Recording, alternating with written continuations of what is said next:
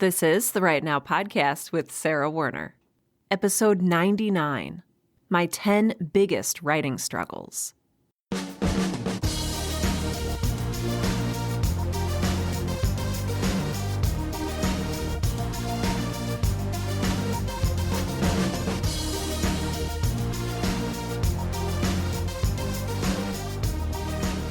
Welcome to Right Now, the podcast that helps all writers, aspiring professional and otherwise, to find the time, energy, and courage you need to pursue your passion and write. I'm your host, Sarah Werner, and I'm going to be the first person to admit that writing is difficult. Yes, we love it. Yes, we can't live without it, but yes, it comes with its own fair share of struggles and trials and tribulations and difficulties and all of those things. In fact, your own writing struggles might be the very reason that you are listening to this podcast in the first place. It's kind of funny, when I first started planning this episode, it was originally titled My 5 Biggest Writing Struggles. But I had so many writing struggles that I was like, well, let's go ahead and make it 10. And then I thought of a few more and I was like, you know what? No, we're going to cut it off at 10 just so that I don't scare people away by saying like, oh, yes, my top 100 biggest writing struggles, because that sounds just a little bit overwhelming. So I want to focus on 10. And these may be things that you struggle with as well. They may be completely foreign to you. They may be somewhere in the middle. You might, empathize or sympathize with them. But at the end of this episode, I'm going to ask you to share your biggest writing struggle or struggles out in the comments for today's episode. So today's episode number 99, has show notes out on my website, sarahwerner.com. That's SARAHWERNER.com. And if you navigate to the bottom of the show notes for this episode, you'll see a comment section. I would love to know not only what your writing struggles are, your biggest writing struggles, but how you deal with them. Or, as we'll talk about a little bit later in this episode, how you avoid them. I know, we're going to get kind of real today, and I think it's going to be for the best. So let's jump in to my 10 biggest writing struggles. These are not in any particular order of severity or anything like that. They are just literally in the order in which I thought of them. So struggle number 1, thinking that I need to rely on anything outside of myself to write. I'm a little bit embarrassed to share this one, but you know what? I'm going to be a little bit embarrassed to share all of these, so I'm just going to go ahead and get used to it. But sometimes when I sit down to write, if the conditions aren't perfect in my mind, then I will often give up on writing right then and there without even having touched a piece of paper or typed one word on my laptop. Like a lot of writers, the conditions under which I write feel meaningful. And there are a lot of things that I rely on outside of myself to create those conditions. So, for example, I like to write in perfect silence. Or, barring that, I like to have some kind of ambient sound or music without lyrics to help me sort of get into the zone and concentrate. I also feel like I need a cup of coffee or a cup of tea or some kind of nice, cozy, warm beverage.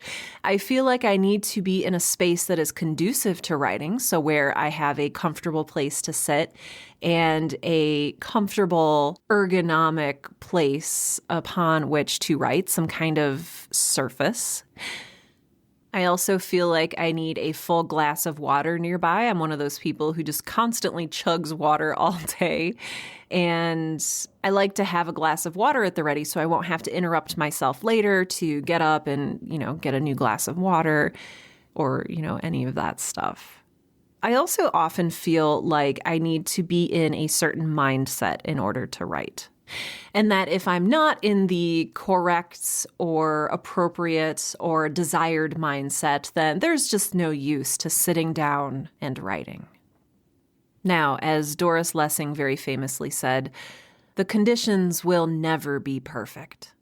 There will always be some noise that leaks in. There will always be a point at which your coffee or tea goes cold. There will always be a point at which your kids come banging on the door asking you for help reaching something on a high shelf.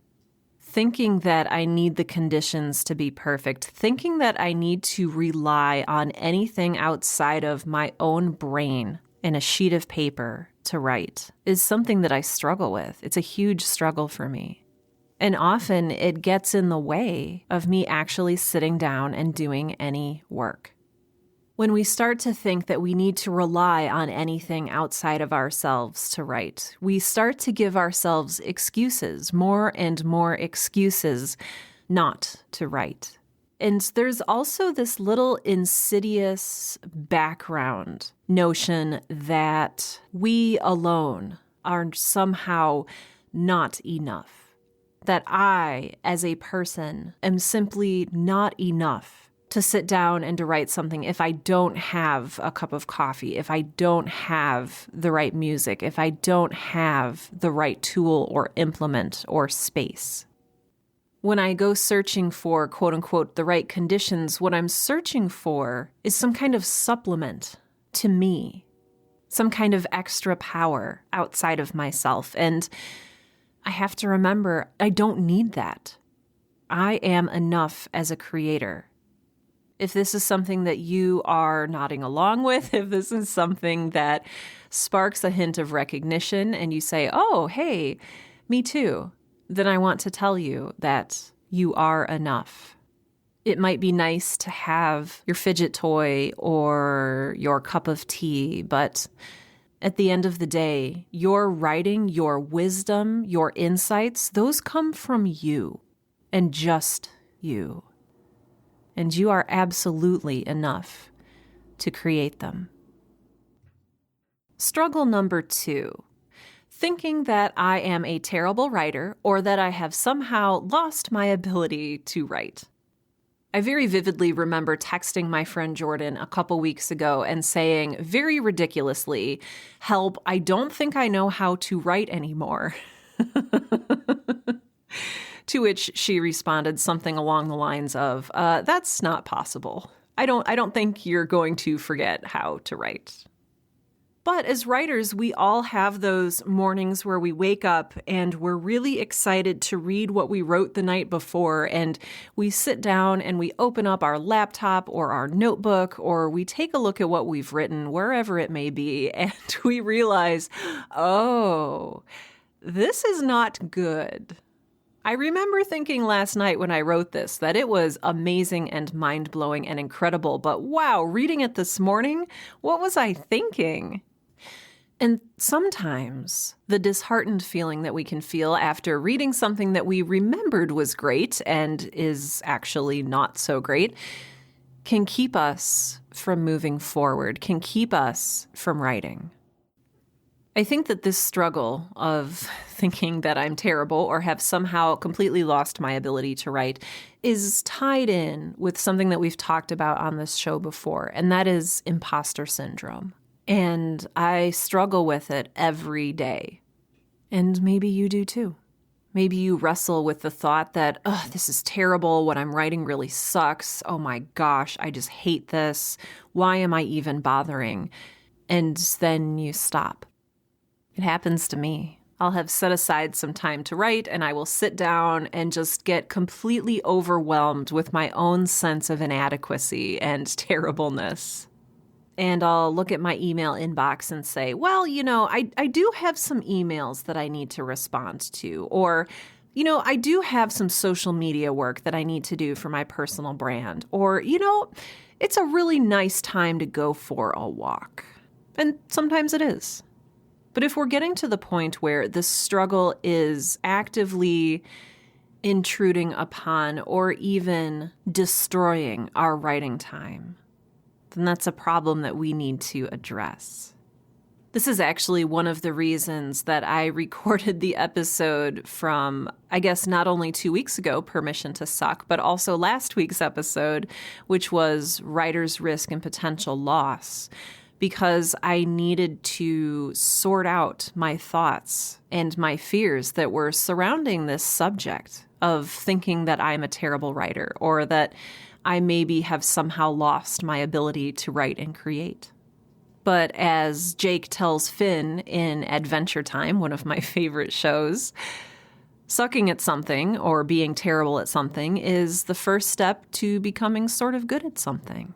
If we want to improve, we have to move forward. Whether or not we think we're terrible or whether we think we've lost our ability to write, the only way that we're going to get better is to write, is to go through that process, that slog, that mindset. And if we are able to let go of the judgment, if we're able to just a little bit release the editor in our head that watches us write our first draft and says, oh, this is terrible, you're never going to get anywhere, then I think we can move forward. Struggle number 3, remembering that writing is fulfilling and joyful.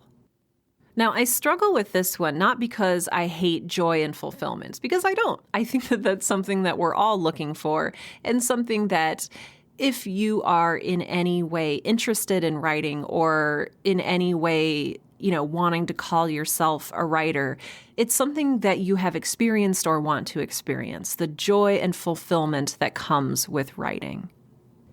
And this is a struggle for me because, sometimes writing gets difficult. And remembering that I love doing this can be, a little bit challenging when we are stuck wrestling with a problem in our plot.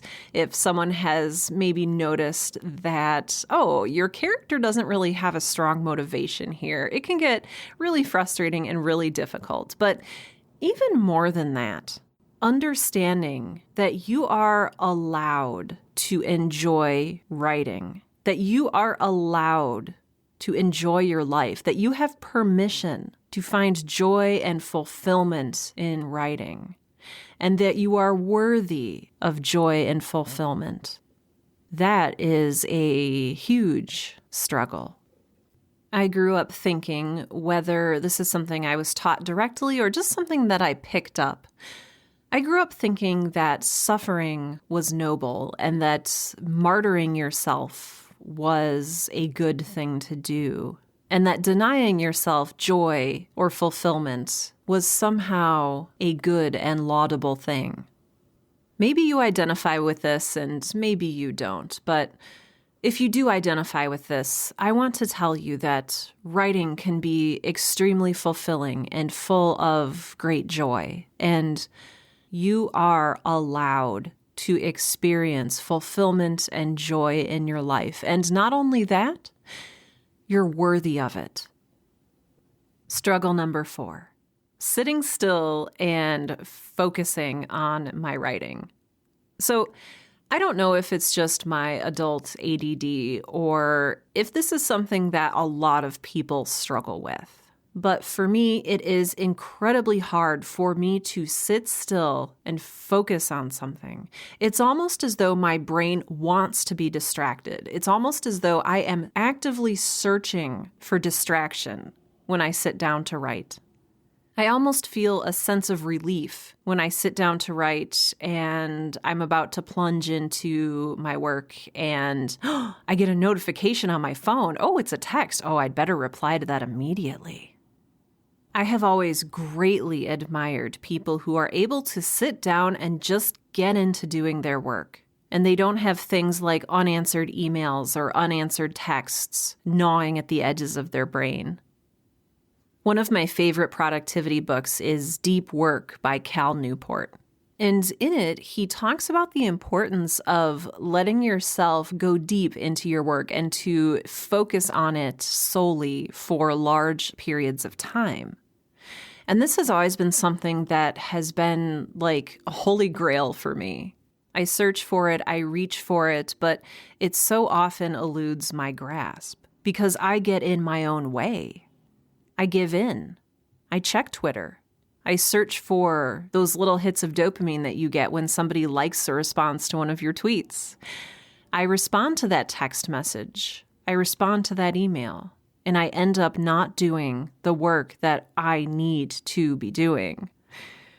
I've thought about this a lot because it's such a big problem for me. And I think that for me, this trouble with sitting still and focusing and not being distracted comes from fear. It comes from fear of allowing myself to sink deep into my work and to sort out the big problems and to discover new and potentially frightening things about myself or the world. It's so much easier and it's so much quicker to find fleeting fulfillment in social media notifications. But at the end of the day, if I give in to that, I'm only cheating myself. I'm not cheating the system. I'm not cheating death. I'm not doing any of that. I am only depriving myself of a meaningful day of exploration and writing. If this is something that you also struggle with, I had to take some drastic action lately, and I installed a program on my computer that does not let me access the internet while I am writing. It is called freedom.to, and it costs money, and I paid for it, and now I can work. And if my little autopilot brain starts to click over to Twitter or Facebook or Instagram or some other place, this program does not let those programs open. And that's on my laptop. And on my phone, I have disabled all notifications, even for texts. I do not see if I have new texts. I do not see if I have new emails. I do not see if I have new alerts on any social media platform. For me, that was something that I needed to do. It pained me to do it because I love staying up to date with friends and family, and I love knowing when my work very immediately resonates with someone else, but it's been really wonderful. If you need to, you can get even more extreme and lock your phone in a drawer. You can just disconnect from the internet entirely. But I encourage you to think about, what is it that frightens you about going deep into your work? What is the appeal of the distraction? And what can you do to begin sorting that out? Struggle number 5 is numbing and escaping from writing. What I mean by this is I will often escape writing. I will often dull my emotions or avoid them entirely. And I will do that by going to sleep. Different people have different numbing mechanisms, and those can tend to be alcohol or drugs or TV or exercise. My numbing object of choice is sleep. I love sleep. I love that I don't need to worry or think about anything when I'm asleep. It is just a place of relaxation and freedom for me. But even though, sleep is technically good for you, I've been using it in a bad way. It'll be 9:30 p.m. and I'll sit down to do some writing and I'll say, am I tired? I think I'm tired. I think that I should go to sleep instead of having a cup of tea and working through this chapter. And maybe this is something that you do with either sleep or with some other coping mechanism. And again, there's a really fine line here because sleep is not bad for you. Exercise is not bad for you. If they become a crutch, if they become an excuse for you to avoid or escape your true work, that's what I struggle with. That's the problem.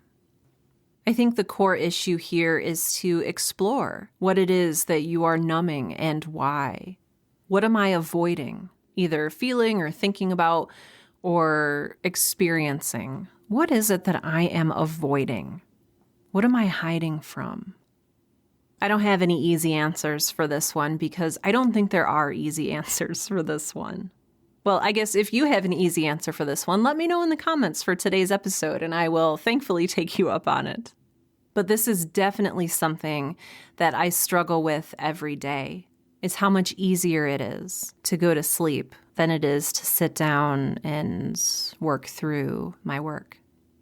Struggle number 6. This one you may identify with or you may not, and either one of those is okay. But ever since I started writing full-time for myself and connected my creative work with money, I've really struggled with what I do to relax and unwind in my free time. So writing used to be my hobby. Writing used to be the thing that I would sit down and find cathartic after a long and frustrating day at the office. Writing used to be the thing that would fill me up after a long day had emptied me out of joy, of energy, of fulfillment. I would look forward to coming home from work and losing myself in my story. But things change a little bit when money enters the equation, when your writing becomes a have to and not a want to. And I hate saying it. I don't want it to be true.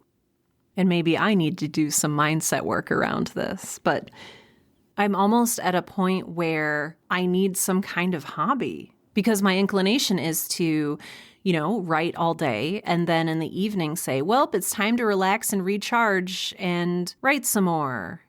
And it's such a weird thing to struggle with, and I want to acknowledge that. It's like, well, my job is eating ice cream all day, and now I'm sad that I have to eat more ice cream. And it's like, what kind of a problem is that? That's not a problem, Sarah. That's like a first world problem. That's like, oh, I have too much money and I don't know what to do with it. Oh, woe is me. And yet it's something that I legitimately struggle with. How do you relax and recharge and refill your cup when the thing that you used to do that is now taking your energy and emptying you out? What do you replace it with? Do you replace it? It's such a weird problem. I have noticed that I am reading more than I ever have in my entire life. I've realized that I've turned to books, so reading and absorbing information and stories as a way to recharge myself in the way that writing used to. I've been listening to more podcasts. I've been doing more journaling. And I've even started a quote-unquote just for fun writing project that I can work on outside of my work hours. But it continues to be something that simply confounds me of how it's even possible that this could be a struggle. Okay, struggle number 7, setting expectations. This one's going to be a little bit more generic because we all struggle to some degree with setting expectations. How do we know what to expect from ourselves? How do we know what to expect from the world around us, from our readers, from our audience, from the publishing world? How do we establish healthy, reasonable, and realistic expectations in a world that encourages us to either give up or to shoot for the stars for something that's completely unrealistic? I work with a lot of writers and podcasters and creators, and one of my favorite questions to ask is, what does success mean for you? But most of the people who I talk to don't know how to answer that question because they don't know what they should expect. They don't know what success should mean for them. They don't know what baseline to shoot for.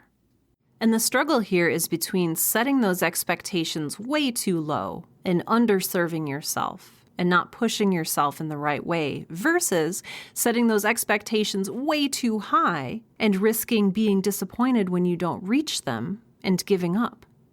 We hinted at this a little bit in struggle number 2, which was thinking that I'm terrible or that I've lost my ability to write when we set expectations for our work and we judge our work based on those expectations. And the struggle comes from when those expectations meet reality.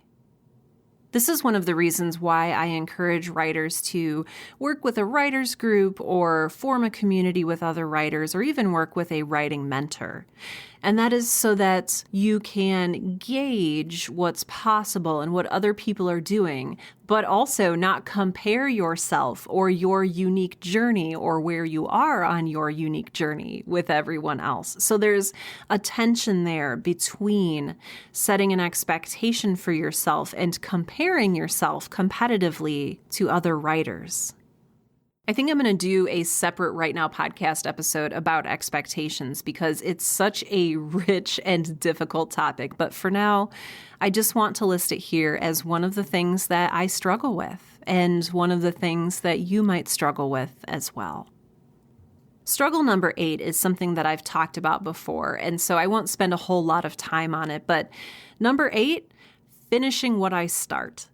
I have done an episode of the Right Now podcast about finishing what you start. It is episode number 72. So you can hear me talk about it at length there. But here, I just want to say it is so hard for me to finish a project when there are so many sparkly, shiny, and new projects that I could be starting.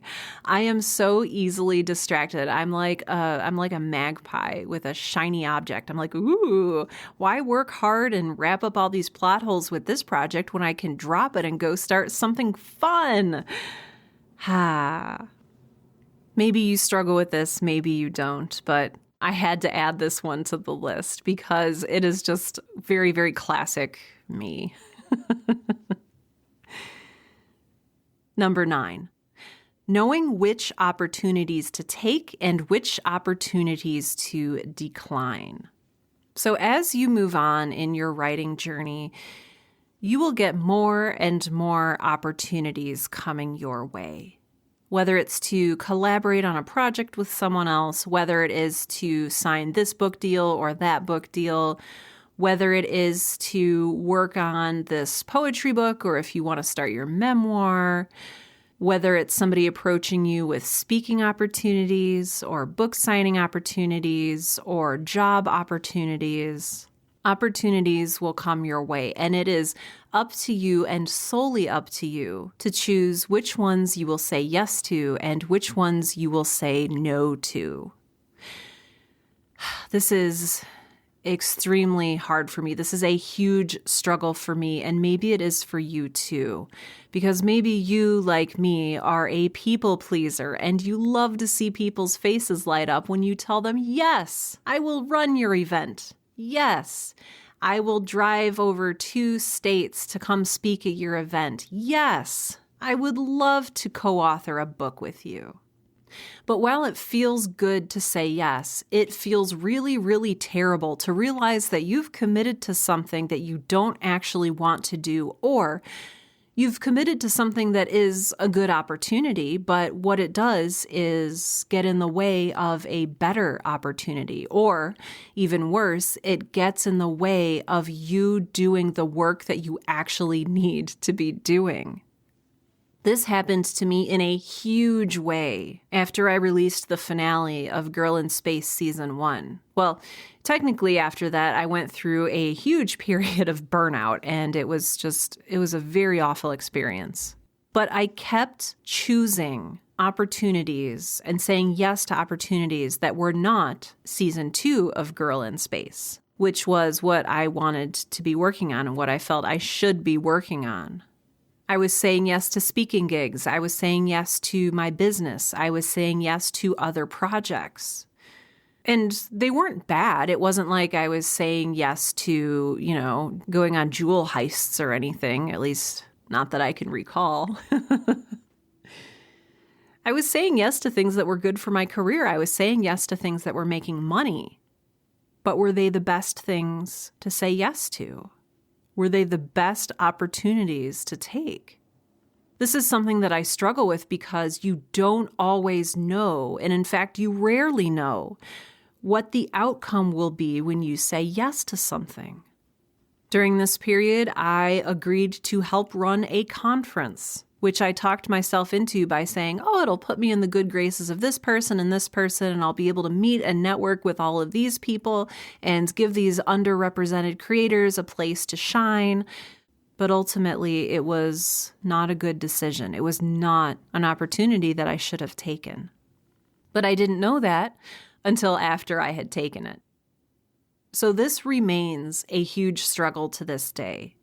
And I think that it's something that we just need to learn to do as we move forward in our writing journeys. I think sometimes we need to take opportunities that don't work out for us so that we can understand, this is why this didn't work out for me, and this is why I will never be running a conference again. Or maybe you'll find that running conferences is your true love. And that's awesome. And you never would have, discovered that love if you hadn't agreed to help run a conference. But I think that something that can help us discern what we can say yes to and what we should decline is the realization that saying yes to one thing often means saying no to many other things, and that not all opportunities have your best interests at heart. And so you have to realize, what is important to me in this season of my life? What is it that I need to be focusing on? What is important to me? Go back to your mission statement. Go back to your vision if you need to. Is what you're saying yes to, is the opportunities that you're taking distracting you from what is truly important to you? And still, even with that knowledge, it might still be a struggle, which is why it's on this list for me. All right, the final struggle for today, which it's not the final struggle. There are so many other things that we struggle with, but the final one that I want to talk about today is needing accountability from others versus using other people as a crutch. If you need to lean on other people, that can be a good thing. It's a good thing to be a member of a writing community. It's a good thing to have a support system and a support network. But what I struggle with is when I begin to rely on other people too much and I lose the reliance on myself to move forward and create meaningful things. This is one of those struggles that I've only just realized, and I'm not entirely sure what to do about it or how to deal with it, or how to discern when it's problematic and when it's not. Am I asking to be held accountable for something as a way to ditch the responsibility that I need to be taking for my own work? Or am I simply going to my community and asking for encouragement? I struggle with this because it's really hard for me to tell, and I don't necessarily know the long-standing consequences that come from self-reliance versus relying on someone else. So if you have any insights on this, if you have any insights on any of these writing struggles, if you have your own writing struggles that you deal with that are different from these or that are the same as these, let me know. Head over to the show notes for today's episode out at sarahwerner.com. Again, that's episode 99 out at sarahwerner.com. Scroll down to the comments section and let me know. Let our community know what it is that you struggle with most as a writer. Our 100th episode of the Right Now podcast is coming next week, and I am just so grateful. I'm so grateful to you as a listener. I am so grateful for the people who have supported me in my podcasting journey and my writing journey, and I am incredibly grateful for the financial support from my wonderful, amazing patrons over at Patreon. Patreon is a secure third-party donation platform that allows you to donate $1 per episode, $2 per episode, etc., whatever you feel like the show is worth. You can do that by going over to patreon.com. That's patreon.com/Sarah Ray Werner. That's SarahRheaWerner. Or by once again going out to the show notes for today's episode and clicking on the Help Support This Podcast button or link. Special thanks go out to Amanda L. Dixon, Julian Vincent Thornburg, Laurie, Leslie Madsen, Regina Calabrese, Sean Locke, Susan Geiger, TJ Brick, Tiffany Joyner, Leslie Duncan, Ricardo Lugo, and Sarah Lauzon. Thank you all so very much for your continued support of the show. I truly appreciate it. And with that, this has been episode 99 of the Right Now podcast, the podcast that helps all writers, aspiring professional and otherwise, to find the time, energy, and courage you need to pursue your passion and write. I'm Sarah Werner, and I'm going to go face my writing struggles.